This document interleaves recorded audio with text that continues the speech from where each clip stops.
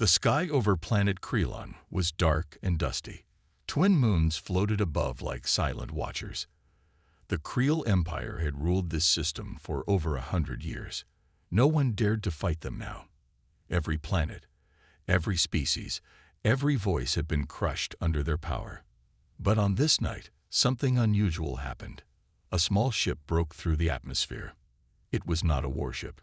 It had no flags, no markings, just a black metal surface that reflected nothing. The ship moved fast but smooth, like it knew exactly where to land. Kreelon's ground sensors noticed it at once. Alarms began to ring. Kreel soldiers rushed to stations. The High Commander, Vorkal, watched from his tower. He frowned. One ship, no escort. Is this a trick? The ship landed in the dry wastelands just outside Kreelon's main city. Sand and smoke rose into the air. Within seconds, Kreel soldiers surrounded it. 20 troops, guns aimed, drones flying above, tanks ready behind them. The door of the ship opened slowly. One man stepped out. Human. No armor, no helmet, just simple black clothes and a calm expression on his face. He looked around like he wasn't surprised. He didn't speak. He didn't run. He just stood there. The Kreel commander of the squad shouted, "State your name and purpose." The man said nothing. He looked at the soldiers like he was scanning them. Then he spoke in a clear, deep voice. "I'm not here for war." The soldiers laughed. "You came to the wrong planet, human. This is Krelon. We don't ask questions. We crush invaders." The human didn't move. His hand stayed by his side. No fear in his eyes, just cold focus. The commander raised his weapon. "Take him down." 10 soldiers opened fire. In less than 5 seconds, the human moved. Too fast. He wasn't teleporting. He wasn't using tech. He was just faster than anything the Kreel had ever seen. He vanished from their sights and appeared behind them. Before they could turn around, 5 were already down. No blood. Just silent takedowns. No mercy. Panic spread in the squad. Drones fired. The human jumped into the air, spinning between laser beams, landing hard on one of the tanks. He touched it, and it shut down. Instantly. No power. No response. Like it forgot how to work. The remaining soldiers tried to run. Only 3 survived. The rest were unconscious on the sand, weapons useless. Drones fried in the air. From his tower, Commander Vorkal stared at the screen. His claws trembled. "One man did this," he whispered. Another officer looked shocked. "Should we send in the elite guards?" Vorkal growled. "No, bring him in. I want him questioned. Alive." A second squad was sent, this time with shock collars and capture gear. They found the human sitting quietly beside his ship. He didn't resist. He let them lock his hands and put a collar around his neck. They'd brought him to the high tower. Inside the command center, Vorkal faced him. "You're brave, human," he said, walking around the prisoner, "but also foolish. You thought you could scare the Kreel with tricks." The human looked at him calmly. "No." "Then what is this?" Vorkal shouted. "Who sent you?" The human answered with one short sentence. "I'm just the scout." The room went quiet. Vorkal stepped back.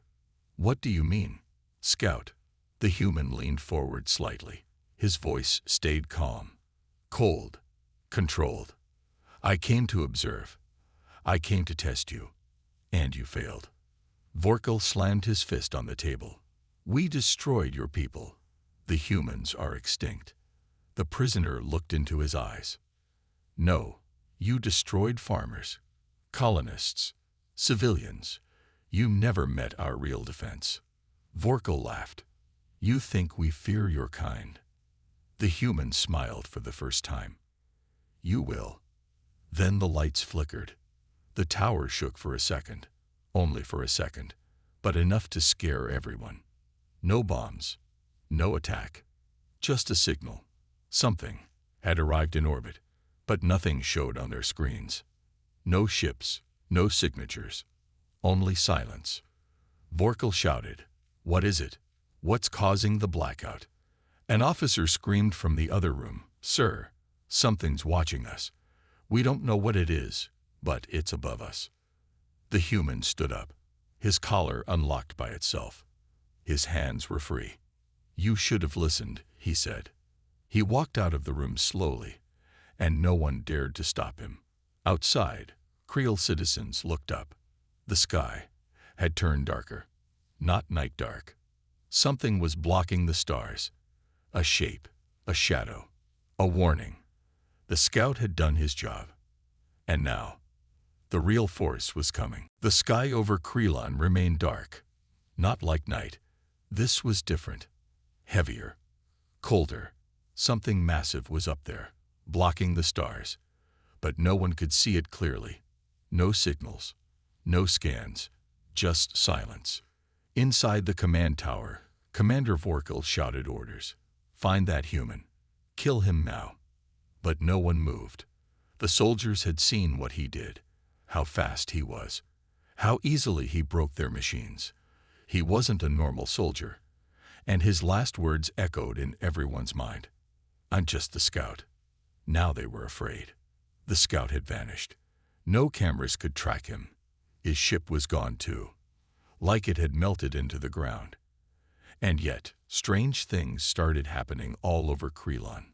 The defense grid shut down, one section at a time. Communication towers went offline. Power plants started losing energy. No one was attacking directly, but it felt like something was watching and waiting.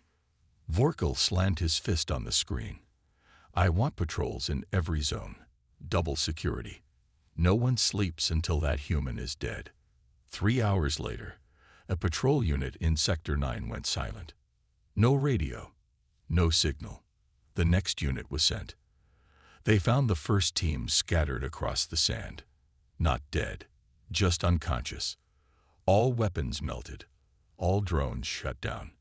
And a strange symbol drawn in the sand.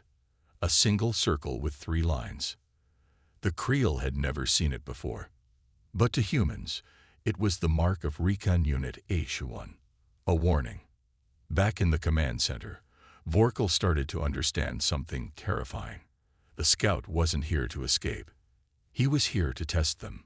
And now, the test had started. Vorkal called his elite forces, the Red Claws.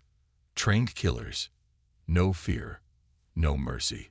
He sent them to Sector 12, where the next power station was located. Their mission was simple. Find the human. Kill him. They surrounded the station. 30 warriors. Heavy armor. Plasma blades. Air drones flying above. Heat scanners locked in. No movement. Then, one by one, the lights went out. The soldiers called in. "Station lights are failing." Then silence. One soldier's camera stayed on for 3 more minutes. It showed shadows moving fast. Too fast. Screams. Weapons firing blindly. Then the camera fell, and everything went black. Vorkal watched the screen. His heart beat faster. What is he doing? This isn't a war. It's a game. But it wasn't a game. It was judgment. At dawn, Vorkal stood before his war council. 10 generals sat around the table. All were silent. All had seen the reports. "He is attacking our systems, one by one," said General Kor. "But he is not killing. Not unless forced." Another added, "He wants us to panic." Vorkal slammed the table. "He wants to show us that we are weak, that we're not in control." No one argued, because it was true. The human had destroyed 3 squads, disabled 2 bases, and hacked their planetary defense, all in one night. And still, no ships appeared in the sky. Still, no army arrived. Only one man walked their planet, and he was winning. Across Krelon, fear began to spread. Civilians locked their doors. Soldiers whispered stories. Some even left their posts, escaping into the forests. The human moved like a ghost. He appeared in a weapons factory, Cameras caught him for only 2 seconds. Then the entire place shut down. All weapons melted from the inside. He entered a military prison. The doors opened by themselves. The guards ran, and when they returned, they found the prisoners untouched, but the torture machines destroyed. He was sending a message. He wasn't here to kill. He was here to judge. That night, a transmission played across every screen on Krelon. No one hacked it. It just appeared. The human stood in the dark, face half covered in shadow. His voice was calm. You ruled with fear. You conquered the weak. You burned colonies and called it justice. I've seen enough. He paused. This was the test, and you failed. Then the screen went black. That message shook the Empire, not because of what he said, but because of what it meant. If he was the scout, then the real force was coming. Vorkal activated the final protocol. A full planet lockdown. No one in, no one out. All ships ordered to fire on anything in orbit. Ground cannons aimed at the sky. But deep down, he knew. It wouldn't matter. Because you can't fight something you can't see. And you can't stop what's already inside. Somewhere, out in the dark, the human scout stood on a cliff overlooking the city. His eyes glowed faintly blue. He touched a small device on his wrist. One word blinked on the screen. Begin. Panic had spread across Krelon like a virus. For the first time in 100 years, the Kreel Empire felt fear. Soldiers were hiding in bunkers. Generals argued inside their war rooms. The sky above was still dark, blocked by something unseen. And the human scout had disappeared again. Commander Vorkal sat in his chair, his claws tapping the steel armrest. He hadn't slept in 2 days. Every time he closed his eyes, he saw the same image. The scout's cold face and that calm voice saying, "This was the test, and you failed." But Vorkal wasn't ready to give up. Not yet. He called in his top science team. They arrived quickly, bringing data, scans, and ancient files. One of them, an old scientist named Dr. Nero, held a dusty digital file in his hands. "Commander," he said nervously, "I think you need to see this." The screen lit up with a report -50 years old. A secret Kreel mission to a small human colony. "We destroyed that colony easily," Nero explained. "No army, just settlers and families. But before we left, we took something." "What?"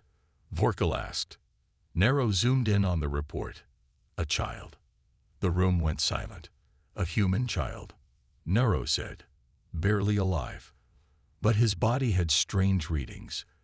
Enhanced strength, faster brain signals.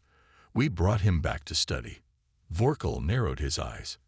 "And what happened to him?" Dr. Nero looked away.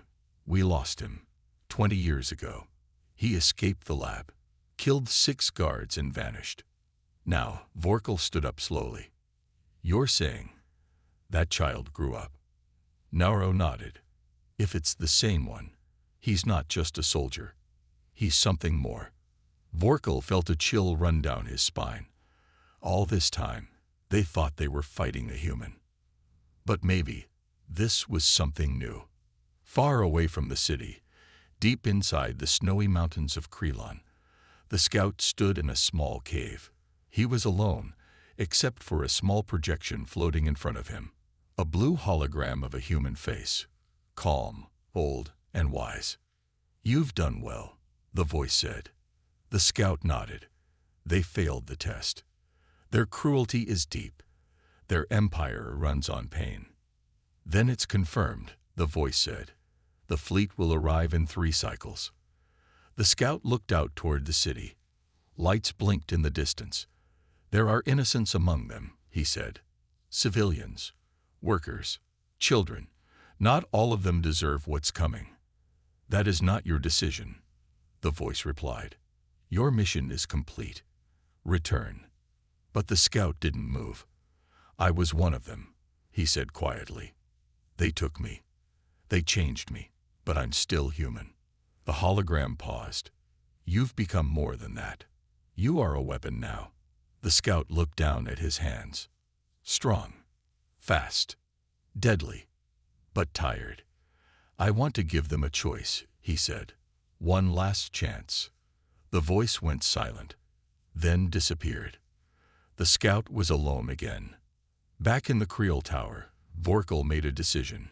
Send a message to all outposts. We are not dealing with a man. We are facing something built for one purpose: to judge. One of his officers said, "Should we prepare for full war?" Vorkal nodded. Yes, but also find out who sent him. I want to know what kind of human creates a ghost like this. Meanwhile, across the city, a young Creel technician named Rillo was going through old human files. He wasn't a soldier. He hated violence. But something about the scout's words touched him. Rillo found old Earth broadcasts. News, music, messages of peace and science. Humans weren't all monsters. They were dreamers once.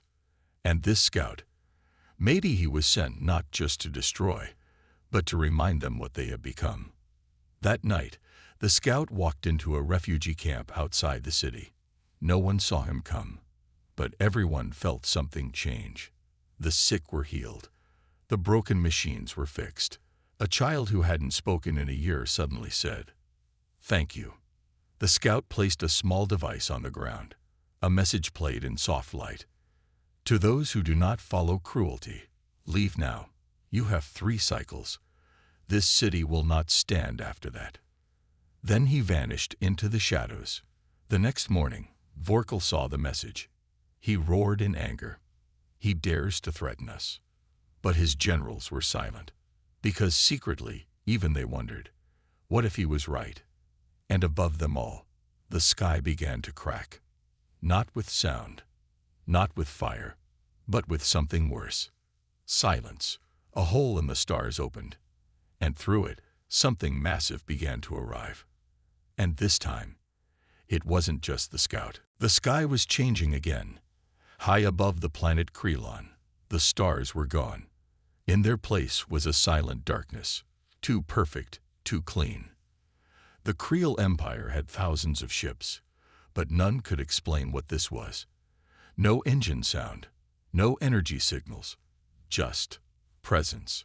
Commander Vorkal stared at the black sky from the top of the war tower. He could feel something was up there, just watching, waiting. He clenched his fists. "This is not war," he growled. "This is punishment." But punishment for what? That was the question no one wanted to answer. Inside the tower, young technician Rillo continued searching through the human archives. He was the only one brave enough to ask a different question. Who was the scout, really? He found an old Creel research file. Hidden, encrypted, locked under Project Silent Flame. It was over 40 years old. The report talked about a human experiment, a child found on a destroyed colony. His body was enhanced with nanotech stolen from another alien species. Creel doctors wanted to create a super soldier using human instincts and alien upgrades. It worked. But only once. The child had escaped, and no one heard of him again. Until now. Rillo's hands shook. They created him. And now he's back. He rushed to the command room with the file. But Commander Vorkal already knew. "I signed that project," Vorkal said coldly. "I gave the order to use that child. We called him Subject Zero. You turned him into a weapon." Rillo shouted. "He wasn't born for war. You made him for it." Vorkal stepped close, his voice like ice. "And now he returns to kill his makers. Is that what you think?" Rillo didn't answer. He just stared at the screen showing the scout's last location. A mountain near the old mining zones. Alone. Silent. But they all knew he wasn't hiding. He was remembering. In that mountain cave, the scout sat in front of a small fire. Around him were marks scratched into the walls. Dates, faces, names. The humans who had died in Creel raids. Families, friends, scientists, farmers, people who believed in peace. He remembered them all. The scout touched a metal object hanging from his neck, a small tag, almost broken. It had one word on it. Daniel. That was his name. Once. Before he became the scout. Before the pain. He looked up as the fire flickered. Outside the cave, a shadow stood. It was Rillo. He had come alone. Daniel didn't speak. Rillo raised his hand slowly. I found your file. I know who you are now. Still, the scout said nothing. I also know you gave us a warning, Rillo continued. 3 cycles. That's 1 day from now. Daniel finally spoke, his voice low. You should leave. Why are you giving us a chance? Rillo asked. Why not destroy us already? Daniel looked up, eyes glowing faint blue. Because I remember what mercy feels like. Rillo stepped forward. There are people here who didn't harm your kind. They were just born into this empire. They didn't choose it. Daniel stood. I'm not here to save everyone. Rillo whispered, but maybe you still want to save someone. Daniel turned away. Go back. You have time. Use it. Rillo hesitated, then nodded. He left the cave, heart heavy with truth. The empire had created its own destroyer, and now it was too late to stop him. But not too late to change. Back in the tower, Vorkal prepared for his final move. Thousands of drones were launched into the sky. Every cannon was loaded. We'll aim at the darkness above. Whatever is hiding there, we'll rip it apart. But when they fired, the blasts disappeared into the black sky. No impact. No response. Just silence. Then, slowly, the stars returned. But something was in front of them. A ship. Massive. Silent. Shaped like a blade cutting through space. It wasn't human, and it wasn't Creel. It belonged to no known species. But it responded to him. The scout. Daniel. The ship hovered above the capital city, not attacking, just waiting. A voice played across all speakers, human, yet more. Clear. Calm. You were warned. In the war room, Vorkal shouted, send all ships. Fire everything. But the controls didn't work. The systems were locked. From inside, Daniel had taken full control. One by one, the Creel systems died. Power, shields, weapons, everything went dark. In the sky, the ship opened, not to fire, but to reveal something worse. A gate, a portal to another place. And through it, others like Daniel were coming. Not an army, just a few, but each one, just like him. Created, enhanced, awakened. They're not soldiers, Rillo whispered, watching the screen. They're the warning. And deep in his heart, he knew. The Creel were not fighting humans anymore. They were facing what humans became after they were broken and rebuilt. The sky above Creelon had changed forever. The stars had returned, but now they were no longer safe. A giant blade-shaped ship floated silently above the capital. It didn't move. It didn't fire. But everyone knew it wasn't here for peace. And inside the war tower, Commander Vorkal finally understood.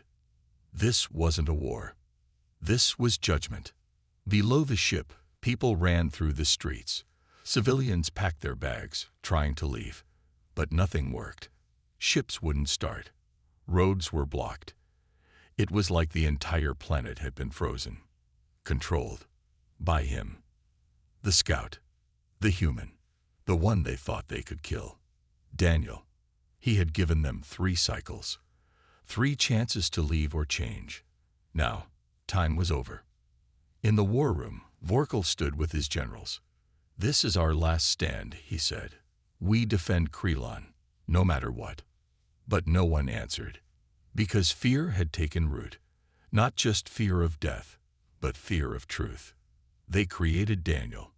Long ago, they took him from his family, turned him into a weapon, then lost him. And now, he had returned, not as a man, but as something more. Something they couldn't stop. Suddenly, the sky turned red.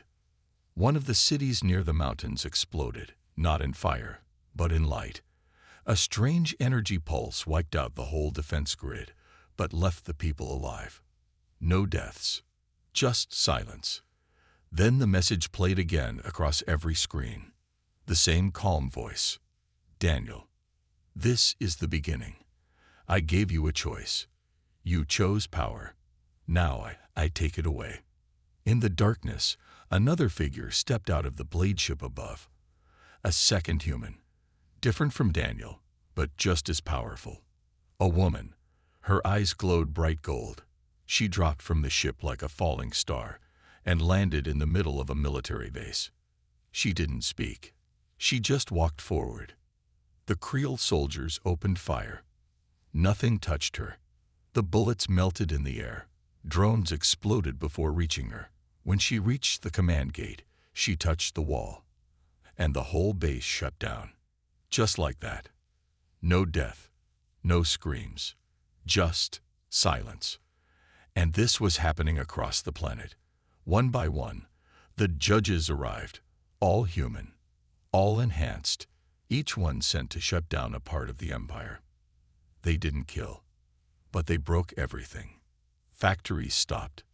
Weapons turned cold. Ships fell from the sky. It was like the Creel were being erased, but left alive to watch it happen. In the war tower, Vorkal growled in rage. Cowards. They don't even fight us directly. They don't need to, Rilo whispered. He had been watching everything from the control screens.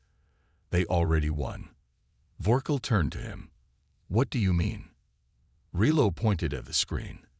They're not here to take our planet. They're not after power. They're here to take away our ability to hurt others. They're disabling our weapons, our war machines, our fear. Vorkal slammed the table. Then we'll rebuild. They can't destroy our spirit. Rilo looked straight at him. They don't have to. We already destroyed it ourselves. Meanwhile, Daniel stood at the edge of the Creel capital, alone, watching the towers fall one by one, not in fire, but in light. He didn't smile. He didn't speak. He just watched. Then, behind him, someone spoke. It was the woman, Judge No. They're not resisting anymore, she said. Daniel nodded, because they're finally listening. Noah stepped closer.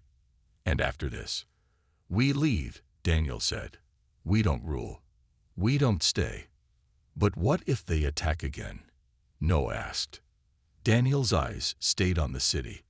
They won't. How do you know? Because this pain, they'll never forget it. In the city, young children stared at the sky, confused. Some cried, but others just watched the lights, calm and quiet. They didn't understand what was happening, but they knew something big had changed. Back in the tower, Vorkal received a private message. From Daniel. Just 4 words. We gave you time. Vorkal finally sat down. For the first time in his life, not as a commander, not as a conqueror, but as a man who had lost everything. Not to guns, not to bombs. To consequences. As the blade ship above the planet began to close its gate, the judges returned one by one. Their mission was ending. Creel systems were dead.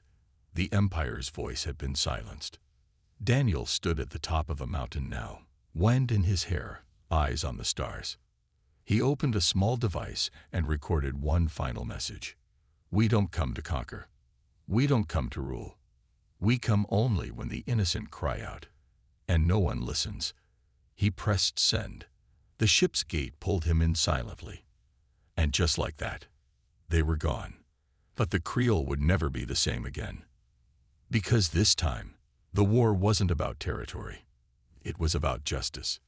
And justice had spoken. 3 days had passed since the sky went silent. The great blade-shaped ship had left, and with it, the human judges. They came without an army. They fought without killing. And yet, they had defeated the entire Creel Empire. No battles, no blood, just truth. And now, the Creel were living in the ruins of their own power. Commander Vorkal walked through the capital streets, but no one saluted him anymore. He wasn't a leader now. He was just another citizen. His army was gone. The war machines were frozen. The codes to their weapons erased. And the worst part, they were still alive. The judgment hadn't killed anyone, but it had taken everything the Creel were proud of. Control, fear, domination. That was the price. Mercy without death is a punishment the proud cannot bear. Inside a quiet building, young technician Rillo sat in front of a small group of children. He was telling them stories about Earth, about humans before the war. He played soft human music from an old device he found. One of the kids raised a hand. Were all humans like the scout? Rillo shook his head. No, some were kind. Some were cruel, just like us. Then why did they send him? Rillo looked out the window toward the stars. Because we stopped listening, and someone had to speak loud enough to be heard.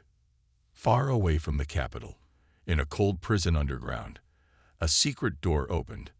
Inside, locked away for years, were prisoners of the Creel Empire. Rebels, activists, voices that had tried to stop the wars long ago. Now, the cell doors opened on their own. No guards came, no orders, only silence. A message played across the hall. Your chains are broken. Speak again. Build something better. In the Capitol Tower, Vorkal sat alone. He replayed Daniel's final message again and again. We don't come to rule. We come when no one listens. He poured a drink and stared into it. His own reflection looked tired, older, weaker. But more than that, it looked lost. He heard a soft knock. Rillo entered, holding a data chip. What now? Vorkal asked. Rillo placed the chip on the table. This is a list of people we hurt, planets we invaded, cities we destroyed, their names, their families, their stories. Vorkal didn't move. Rillo continued, we can't fix what we did, but maybe we can stop others from doing the same. Vorkal's voice was low. And who will listen to us now? Rillo's answer was simple. The ones who survived. In space, far from Creel, the blade ship floated silently. Inside, Daniel stood at a window, watching the stars. His mission was over. But something didn't feel finished. Noah entered. You should rest. Daniel shook his head. I keep thinking about that kid, the one who asked if I would come back. Noah sat beside him. Would you? I don't know, Daniel said. I gave them mercy, but mercy has a price. They'll either change or wait for revenge. Noah sighed. Do you still feel human? Daniel didn't answer at first. Then softly, he said, I feel tired. The ship AI spoke. Incoming message from Creelon. Civilian frequency. From Rillo. Daniel raised his eyebrows. Play it. Rillo's voice came through the speaker. Calm. Honest. I don't know if you'll hear this, but thank you. Not for the power. For the chance. We've opened the prisons. We shut down the war academies. And tomorrow, I'm helping rebuild the school you saved. Daniel smiled a little. You were the scout. But maybe you were also the spark. Noah turned to him. Looks like someone listened. Daniel looked at the stars. Then maybe the price was worth it. Back on Creel, change was slow. But it had started. The statues of warlords were removed. Old songs were played again. Artists painted in the streets. People began asking questions, not about war, but about peace. And in one small square, a new statue was built. Not of Daniel, not of any judge, but of a hand. Open, empty, reaching forward. A symbol of a choice. The choice the scout gave them. And the one they had finally taken. Years passed. The planet Creel was not the same anymore. The war flags were gone. The old empire had fallen. People now walked freely in the streets without fear of soldiers, without loud machines watching them from the skies. Children learned about peace, not just power.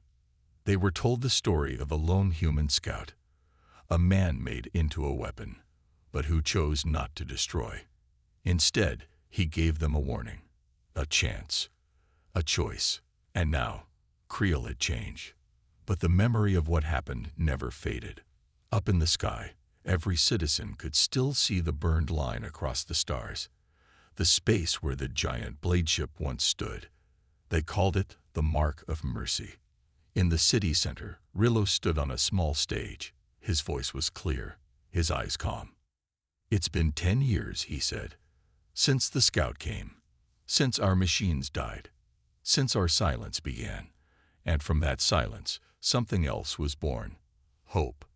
People clapped, but quietly. Rillo smiled. "And now, we speak again, but with new words." He stepped back. A child walked forward. A girl, no more than 10. She looked up at the sky and raised a small silver tag, the same kind the scout once wore. It had one word on it: Daniel. She didn't know him, not really. But like all children on Creel, she had grown up in his shadow, the shadow of the scout who didn't kill. Somewhere far away, in deep space, Daniel stood on the edge of a cliff on a different planet. A peaceful place. Green skies, tall trees, birds that sang songs he didn't know. He lived simply now. No suit, no weapons, just a quiet cabin and an old journal where he wrote his thoughts. One day, Noah visited him again. She arrived in a small ship. No big entrance, no lights, just a quiet knock on his door. He opened it and smiled. "You found me." Noah laughed. "It wasn't hard. You always come to lonely places." They sat by the fire, watching the sky turn gold. Noah spoke first. "We heard something from Creel." Daniel looked up. She continued, "They're teaching human music in schools now. Rillo wrote a book called The Scout's Gift. And they built a statue." Daniel raised an eyebrow. "Of me?" "No. Of a hand, reaching forward." Daniel nodded slowly. "Good. That means they understood." Noah handed him a small chip. "There's more. They sent a message." Daniel hesitated, then inserted the chip into his old wrist device. A voice played. "Rillo, if you are hearing this, then you are still out there. We want you to know. We didn't forget. We don't fear you. We thank you. And if you ever return, we will welcome you. Not with weapons, but with open hands." Daniel's eyes stayed on the fire. He said nothing. Noah touched his shoulder. "You gave them a gift, and they finally opened it." He nodded. "Then my job is done." She smiled. "But what about the others?" Daniel looked at the stars. "There will always be others." He stood, walked to the edge of the cliff, and stared at the sky. Somewhere, another empire would rise. Somewhere, more innocent voices would be ignored. Somewhere, mercy would be needed again. And when that time came, the blade ship would return. Not with armies, not with war, but with scouts. Each one carrying the same message. We are not here to rule. We are not here to destroy. We come when your power grows louder than your mercy. And we will remind you what it means to listen. Daniel closed his eyes. Behind him, the wind carried the sound of children laughing, echoes from a planet he saved by not killing. He whispered to himself, the next time we come, maybe we won't need to.